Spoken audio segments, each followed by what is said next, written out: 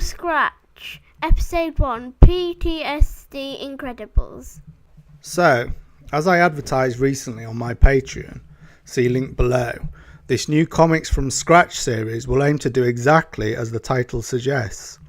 I'm going to take an idea, essentially from scratch, and develop it into a completed comic from the plotting, the scripting, the character sketches, the layouts to the pencils, inks, colours and letters.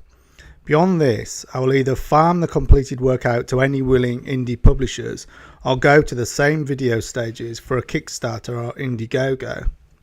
If the process works as promotion, then other creators, either linked to my Patreon, to Black Sheep Books or just lurking online, can follow the model and I can then promote their books.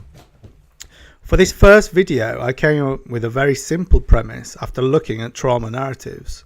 The idea was, rather than use a trauma in backstory to influence a character's later arc, to instead start from a traumatic experience in the first scene and then look at the repercussions of that trauma. So my very first scene idea was to have a father witness the death of his son. To add a simple antagonist, I'd have the death caused by the antagonist character.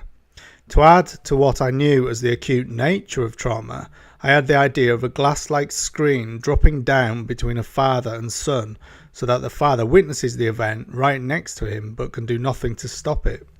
This notion of needing desperately to act but being unable to do so is behind much of the biology of trauma. So I had a father, a son and an antagonist. When I decided the entire family dynamic of the book featured family members as agents of a military organisation, it came to sound like a mature reader's PTSD Incredibles.